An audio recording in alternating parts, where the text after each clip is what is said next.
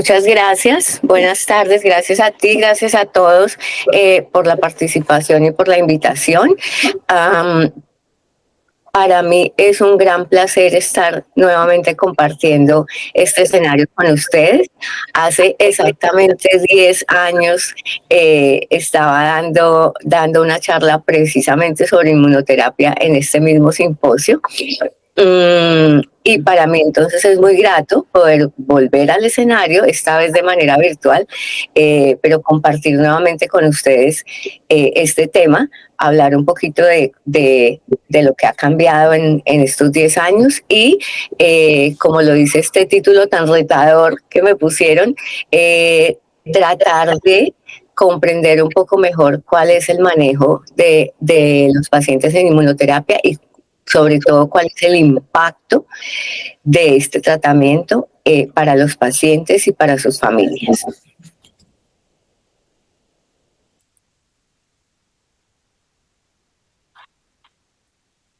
Declaro entonces que mi conflicto de interés es que recibo honorarios de parte de alergólogos clínicos asociados por la participación en este simposio. Y quiero continuar preguntándoles en la sala, ¿cuántos de ustedes tienen alguna enfermedad alérgica? Ya que los puedo ver un poquito desde acá, me gustaría que levanten la mano las personas en la sala que tienen alguna enfermedad alérgica. Alguno tenemos por ahí. Ahora, ¿quiénes tienen algún familiar alérgico? ¿Alguien alérgico en su familia? Bueno, vamos aumentando, ¿verdad? Ahora levanten la mano también, no solo los alérgicos, los que tienen un familiar alérgico, sino los que tienen un amigo o un conocido alérgico en su entorno. Bueno, tal como lo vemos en la sala, es una realidad para todos. Las enfermedades alérgicas no solamente están en boca de los alergólogos, están en boca de todos los médicos, de los pediatras, de los médicos de familia, de los internistas, de los otorrinos, de los neumólogos, pero no solamente están en el ámbito médico. Las alergias están hoy en día en boca de todo el mundo, de los niños, de los profesores, de los padres, están en los restaurantes, en los aviones, en todas partes ya nos preguntan si tenemos alguna restricción porque tenemos alergia. Es un tema del que todo el mundo habla, está en los medios de comunicación, está en todas partes. Es una realidad a la que nos enfrentamos hoy en día y que tenemos que asumir. Y es tan así que la revista National Geographic le ha dedicado la portada de su número más reciente. De modo que en este escenario quisiera compartir un poco con ustedes, a lo mejor recordarles, porque seguramente de muchas de estas cosas están al tanto. Las enfermedades alérgicas son muy incapacitantes. Es difícil vivir con alergia. Los niños y los adultos con alergia tienen limitadas sus actividades al aire libre, el juego, el deporte, el sueño se afecta muchísimo. Hay alteraciones dentales, hay problemas para la concentración, hay problemas para la deglución y el lenguaje. Los niños con la nariz tapada no solamente no hablan bien, sino que no comen bien. Tienen problemas, repercusiones en su salud nutricional, aparte de el hecho directo de tener que evitar algunos alimentos en los casos específicos de alergia alimentaria. Se afecta su imagen, su autoimagen. Se afecta la asistencia al trabajo y al colegio y a las actividades en general. Se afecta la economía familiar, nacional y global. En general, se afecta la calidad de vida no solamente de los pacientes, sino de sus familias y de quienes los rodean y los apoyan en el proceso. Pero a un gran problema o una gran solución. La inmunoterapia alergénica es el único tratamiento que puede alterar el curso natural de las enfermedades alérgicas. Esto ya nos lo dijo la Organización Mundial de la Salud en el 98 y nos lo repito, es decir, es evidente en cada artículo científico que leemos sobre inmunoterapia. La inmunoterapia alergénica es específicamente dirigida a la causa del problema. Es el único tratamiento que los pacientes alérgicos pueden recibir que va dirigido realmente a la causa. Se caracteriza porque restaura la tolerancia inmunológica. Ese es su papel principal. Logra que un individuo que no toleraba estar frente a un alérgeno lo empiece a tolerar. Controla los síntomas de la enfermedad alérgica, en su mayoría, y previene el desarrollo de nuevas sensibilizaciones alérgicas cuando se inicia a edades tempranas y disminuye, también previene la progresión de la enfermedad alérgica hacia el asma y la marcha atópica. Perdura en el tiempo, es decir, una vez suspendido el periodo mínimo de tratamiento, que son 3 años, los pacientes conservan esa mejoría en el tiempo durante 10, 15 o más años, dependiendo del tipo de paciente, del tipo de inmunoterapia y de algunos otros factores. Entonces, recuerden, la inmunoterapia alergénica es específica, es restauradora, controla los síntomas, previene el desarrollo de más enfermedad alérgica y perdura en el tiempo. ¿De qué se trata? Consiste en la administración repetida de dosis altas, pero controladas y estandarizadas de un extracto alergénico por diferentes vías, pero las más comunes son la subcutánea y la sublingual, a un paciente claramente alérgico con una enfermedad alérgica susceptible de ser tratada por inmunoterapia, que ya vamos a ver cuáles son, con un alergeno relevante clínicamente, es decir, un paciente al que claramente la exposición a un alergeno le genera los síntomas de enfermedad alérgica. Y logra, de esta manera, después de dosis repetidas del alergeno, de manera ordenada, tolerar la exposición a ese alergeno. Como lo vemos en esta gráfica muy representativa, esta niña que antes no toleraba ni un poquito el polvo y se ponía muy mal, ahora puede limpiar y sacudir sin ningún problema y está muy feliz. Bueno, ¿cómo funciona la inmunoterapia? No pretendo confundirlos aquí con toda la parte inmunológica, pero sí hacer énfasis en que las personas alérgicas son alérgicas porque tienen una respuesta exagerada de sus células, empezando por las células presentadoras de antígeno, tipo células linfoide y tipo células dendríticas, que al exponerse a la presencia de un alergeno,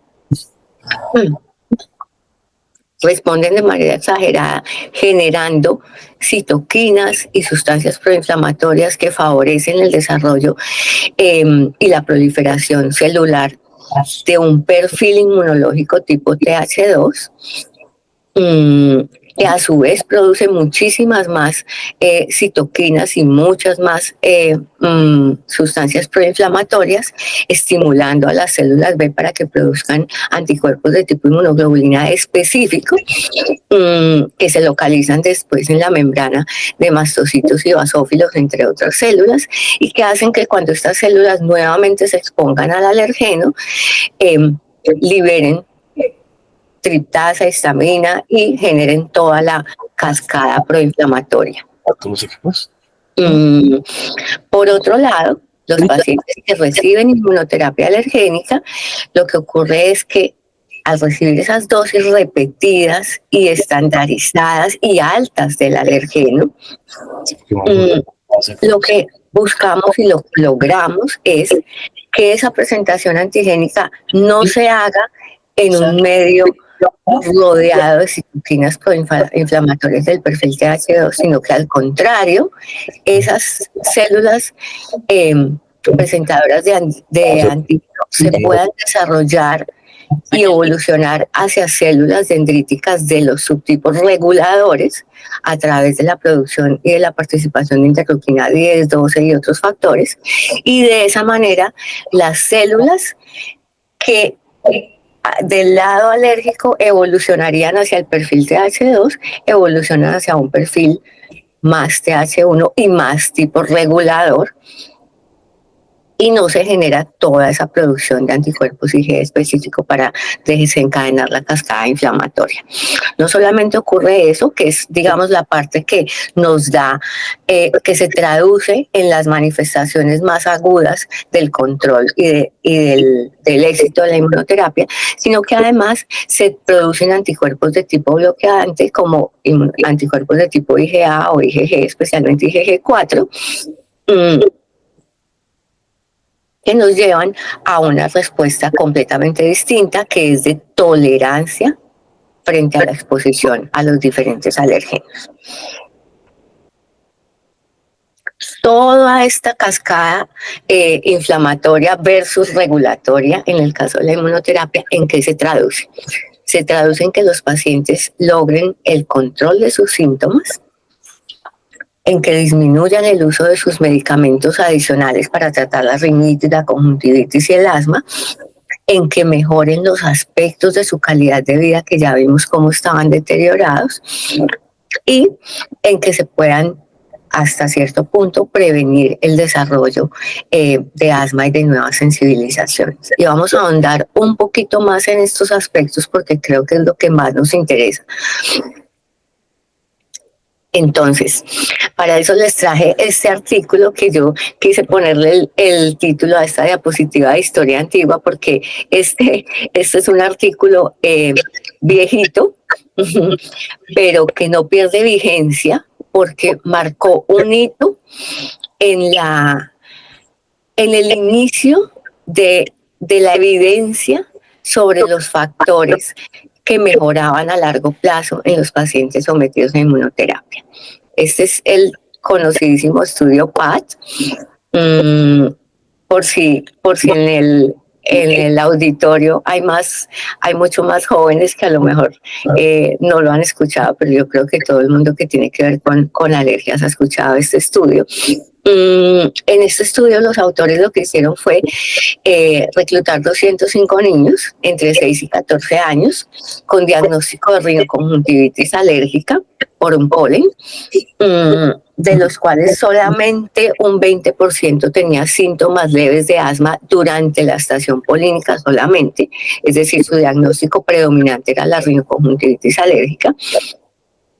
Los aleatorizaron en un grupo activo y un grupo control, y les administraron inmunoterapia subcutánea para el polen al que estaban sensibilizados durante 3 años. Entonces aquí, en la gráfica que tienen arriba a la derecha, la que está en color, lo que observamos es cómo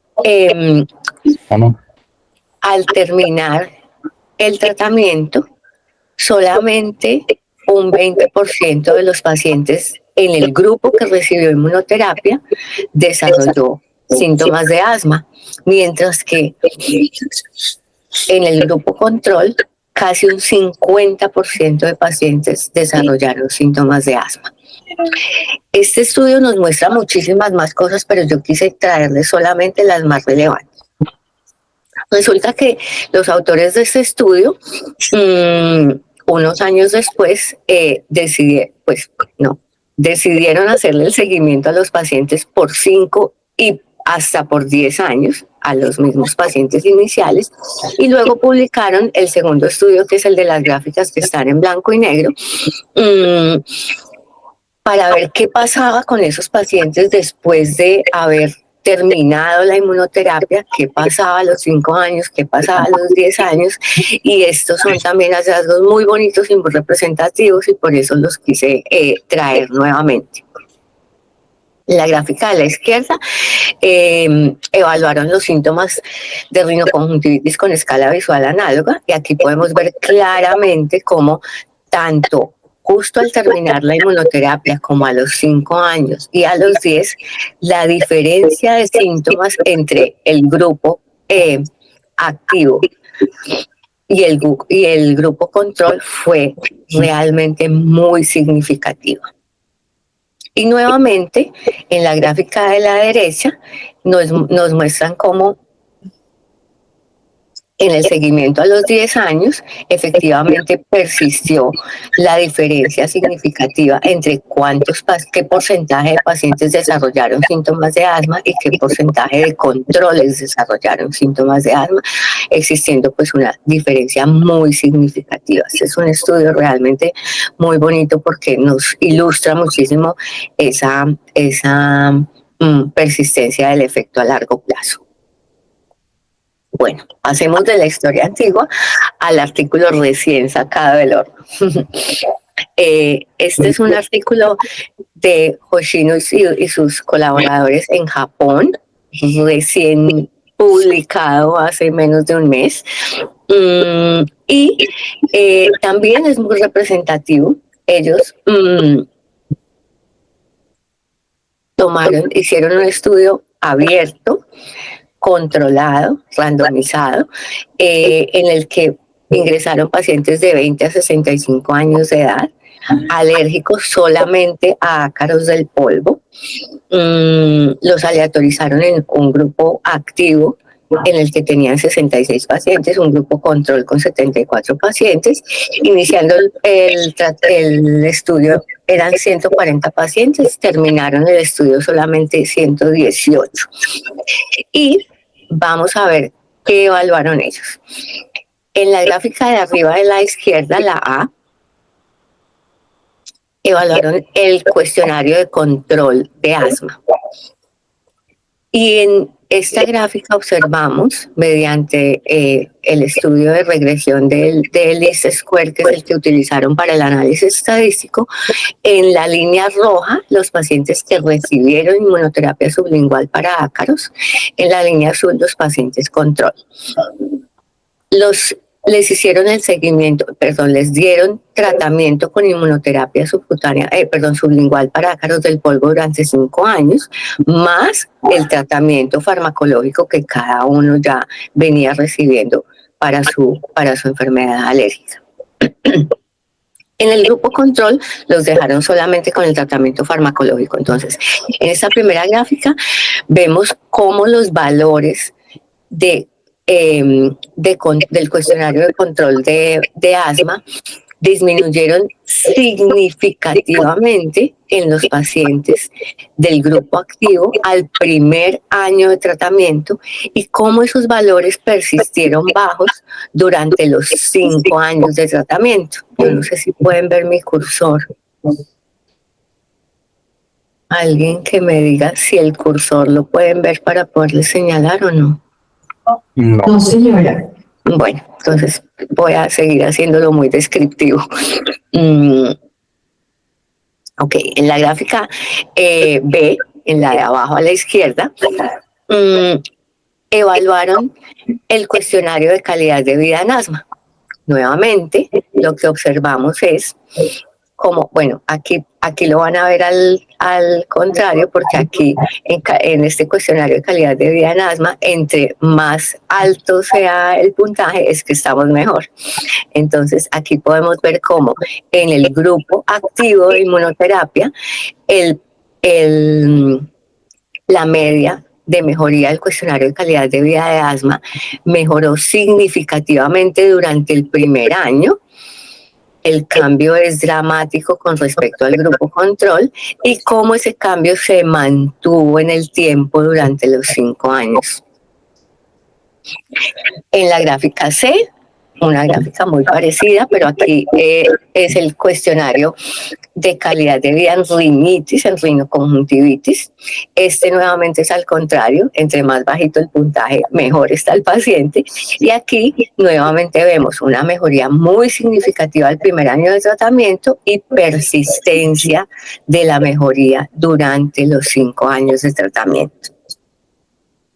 Estos autores hicieron un grupo pequeño, fue un estudio abierto, no lograron pues por temas técnicos hacerlo doble ciego, pero sin embargo los resultados son muy ilustrativos.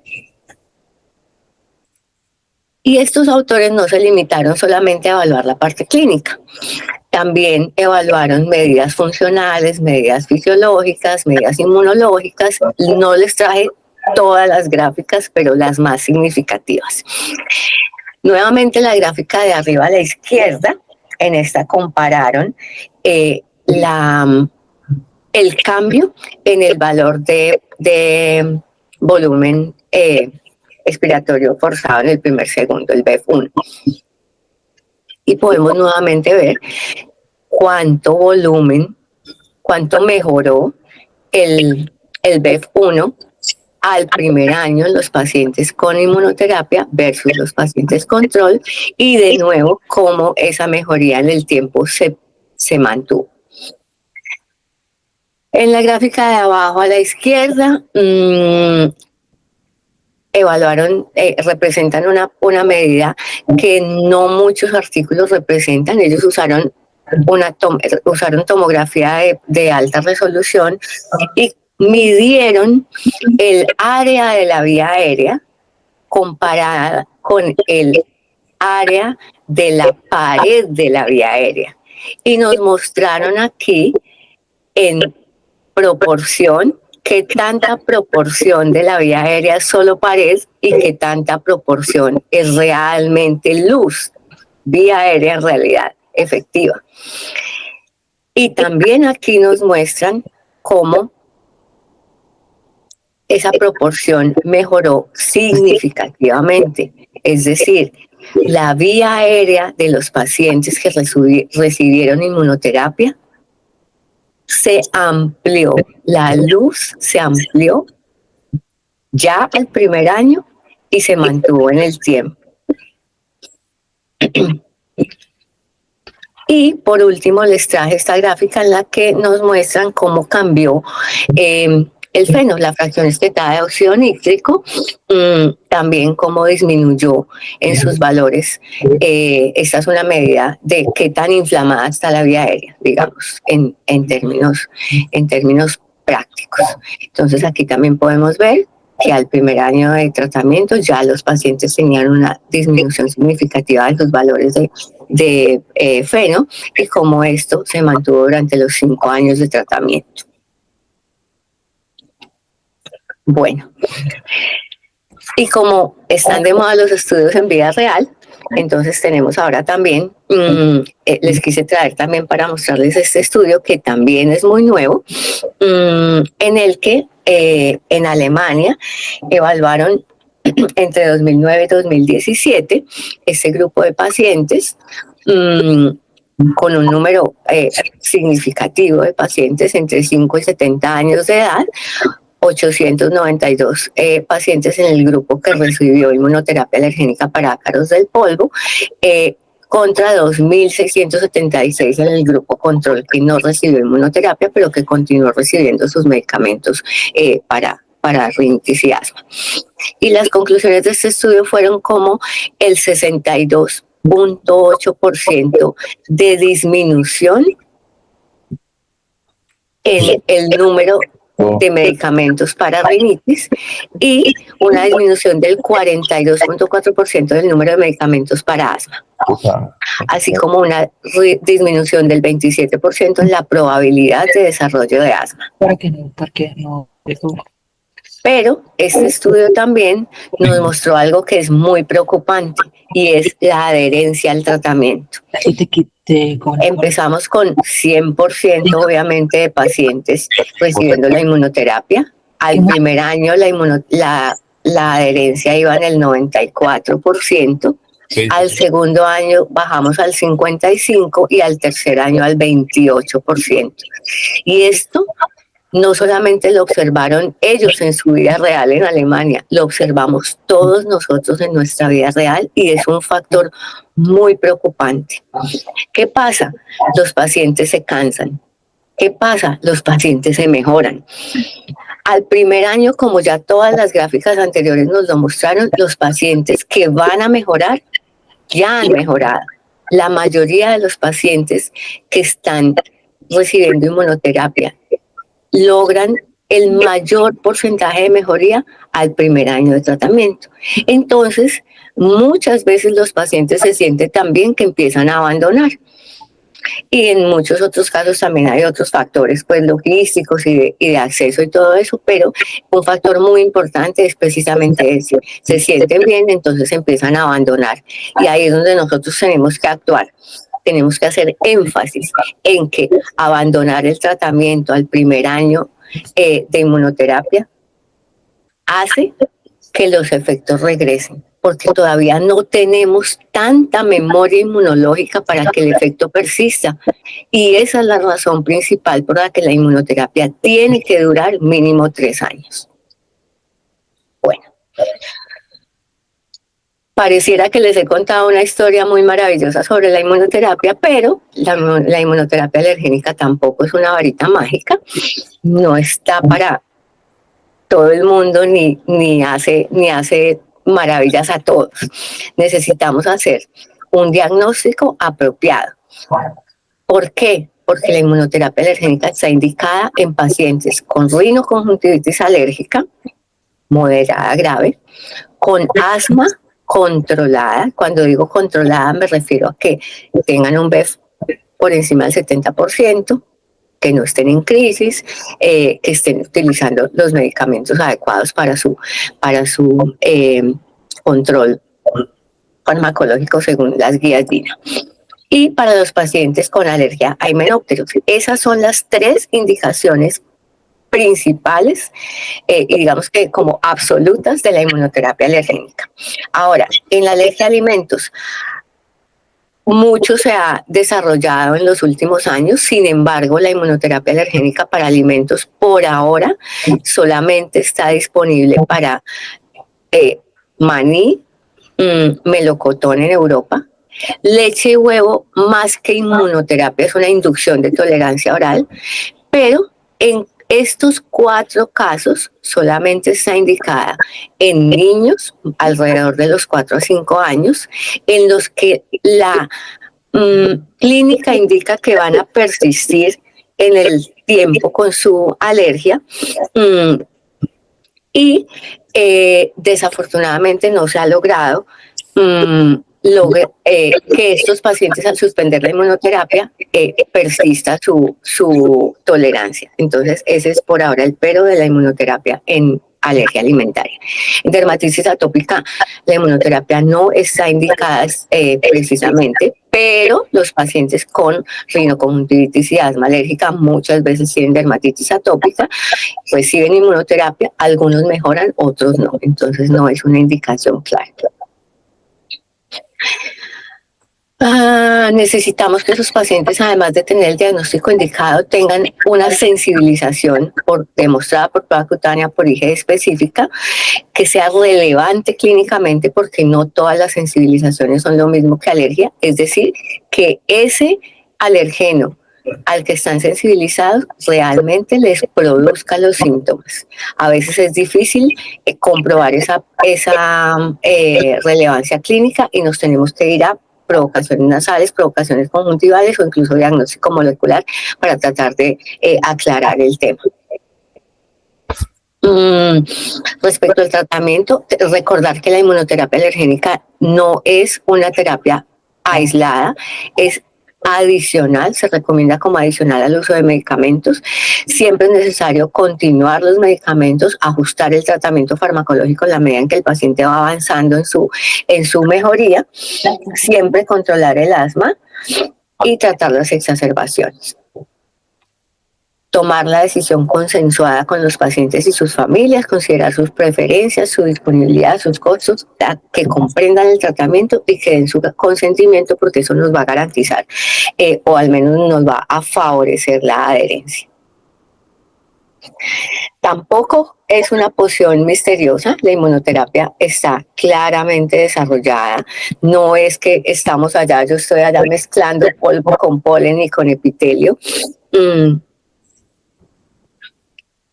Hoy aquí me están diciendo que me pase de tiempo. Bueno, trato de ir súper rápido. Los extractos alergénicos deben estar estandarizados. Pasan por un proceso, los extractos que usamos actualmente en Colombia pasan por un proceso en el que los obtenemos de una fuente, pasan por un proceso de extracción y purificación, obtenemos de ahí un extracto nativo que pasa luego por procesos físicos y químicos hasta llegar a la obtención del producto terminado que utilizamos para nuestros pacientes.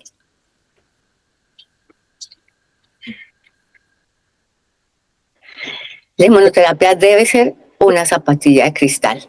Necesitamos elegir al paciente correcto, elegir el alergeno correcto para ese paciente, utilizar la vía adecuada, subcutánea o sublingual, la que sea más conveniente y esté disponible, la dosis correcta de alergeno para cada caso, aplicarla en el lugar correcto y por el personal entrenado adecuadamente, durante mínimo 3 años, pero algunos pacientes necesitan 4 a 5, y sobre todo hacer el seguimiento apropiado. Nuestros pacientes no se pueden dejar solos, necesitan controlarse. Contamos desde hace pocos meses en Colombia con una dosis, un extracto alergénico con concentración del triple para los pacientes que necesitan una dosis muchísimo más alta, una concentración más alta. Está disponible para ácaros y para pólenes. Y aunque la inmunoterapia, como se los he venido diciendo todo este tiempo, es muy buena, todavía tenemos deseos que pedirle. Necesitamos que se pueda aumentar su aplicabilidad, eficacia y adherencia, que disminuya su duración, sus costos, sus efectos adversos, el uso de más medicamentos, sus síntomas y sobre todo que mejore la calidad de vida de los pacientes. Esos son nuestros 3 grandes deseos con respecto a la inmunoterapia. ¿Qué nos dice la bola de cristal? Que hay mucha gente trabajando en muchos desarrollos para el futuro, mezcla con anticuerpos monoclonales, adición de agonistas de receptores tipo TOL, alérgenos recombinantes, más cosas en inmunoterapia para alimentos. Pero mientras tanto, nosotros no nos podemos quedar esperando. La inmunoterapia ya lleva 113 años entre nosotros, pero no podemos esperar 100 años más para hacer algo. Hay mucha gente allá afuera trabajando en el desarrollo y la mejoría del tratamiento, pero nosotros también tenemos una misión aquí. Y nuestra misión es elegir muy bien a quién le vamos a dar el tratamiento.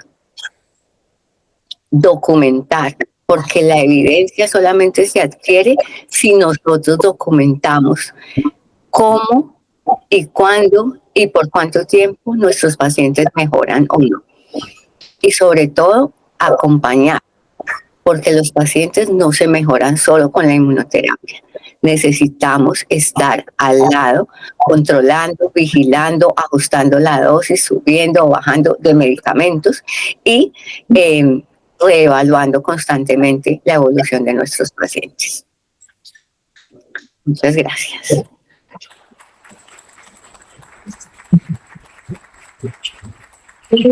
Doctora Zulma, muchas gracias por su participación y acompañarnos de manera virtual en esta tarde. Vamos a hacer una sesión de preguntas. ¿Nos confirmas si nos escuchas bien? Sí, los escucho perfectamente. ¿Alguien tiene una pregunta, comentario, cualquier intervención?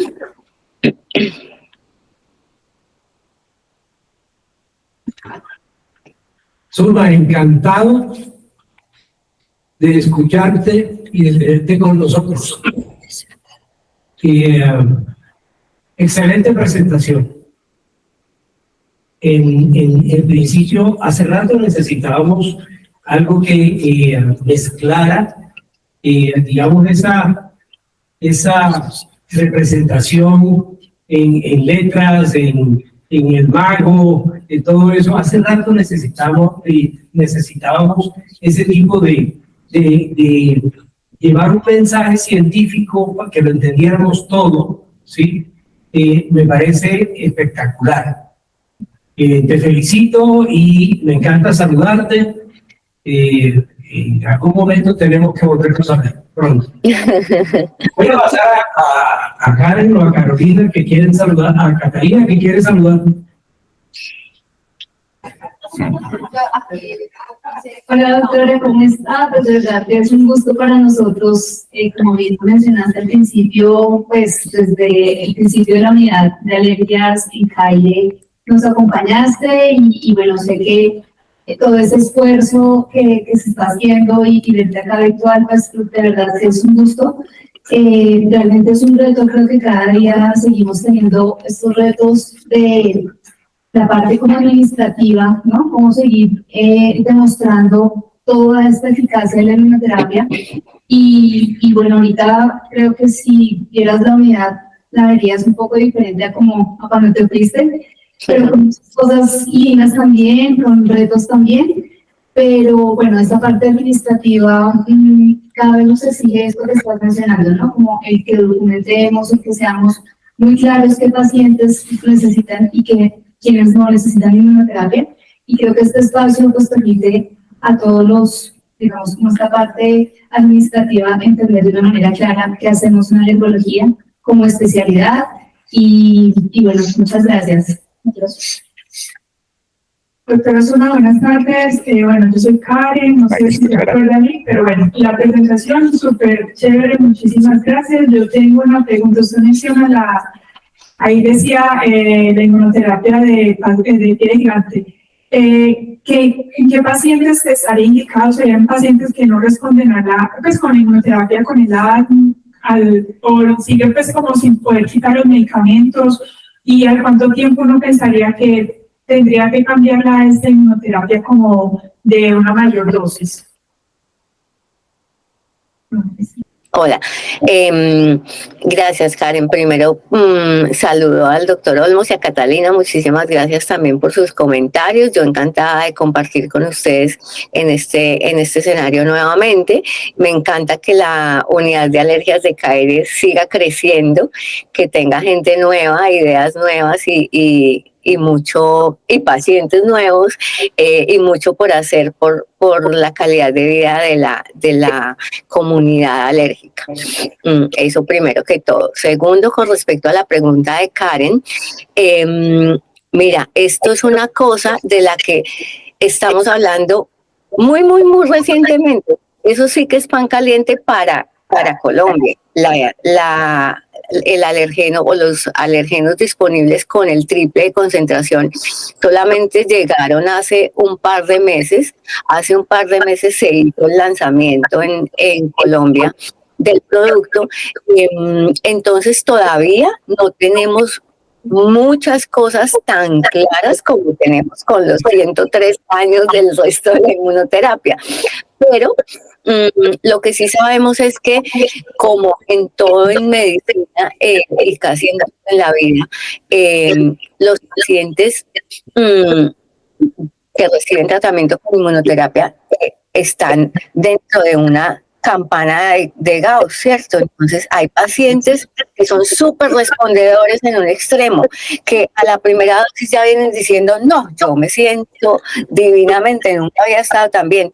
Pero hay otros pacientes, esos obviamente son muy poquitos, hay otros pacientes en el otro extremo de la campana que uno dice, este paciente está sensibilizado al alergeno más común, probablemente monosensibilizado. Está súper demostrado que ese es el alergeno que le desencadena los síntomas. Está recibiendo una inmunoterapia de buena calidad con un extracto que está demostrado que sirve por una vía correcta. Es un paciente adherente, lo tenemos en control, le hacemos todo, pero ¿qué pasa? Que este paciente como que pareciera no responder tan bien. Ese es el paciente en el que podemos pensar en ponerle dosis más altas. Dosis más altas ya usábamos antes. Lo que pasa es que lo hacíamos con el mismo extracto alergénico en esos mismos pacientes, en esos mismos que uno decía, ay, ¿qué pasa? Que este paciente como que por donde yo lo miro es el paciente adecuado para responder, pero no responde tan bien. Ya muchos de nuestros compañeros ponían dosis más altas, 0.7, 0.8 incluso, del alergeno del extracto que siempre teníamos disponible. Entonces, el perfil de paciente para ese aumento en la concentración, porque aquí no vamos a aumentar ya la dosis en volumen, aquí lo que está aumentado es la concentración, el perfil para ese tratamiento es ese paciente, el que le revisamos toda la lista de lo que tiene que cumplir para estar indicado, y lo cumple, pero cuando vemos la respuesta clínica no es todavía tan satisfactoria como nos gustaría. Todavía no hay valores establecidos, y en inmunoterapia ustedes saben que hay muchas cosas un poco relativas sobre hasta cuándo esperar. O sea, si yo a los 6 meses veo que no mejora, ya tomo la decisión, o si espero al año, eso todavía no está muy claro, pero tenemos que por eso empezar a pensar en eso. Y por eso es tan importante lo que dije al final. Necesitamos documentar, porque la información va a salir de nosotros mismos. Somos nosotros los que tenemos que decir, miren, los pacientes que son muy buenos candidatos, pero que no responden tan bien, el momento apropiado en el que vemos que podríamos aumentar la concentración es X o Y. Eso tiene que salir de nosotros mismos. Y los estudios tienen que empezar a ocurrir en la medida en que esto vaya Mi hijo en la universidad.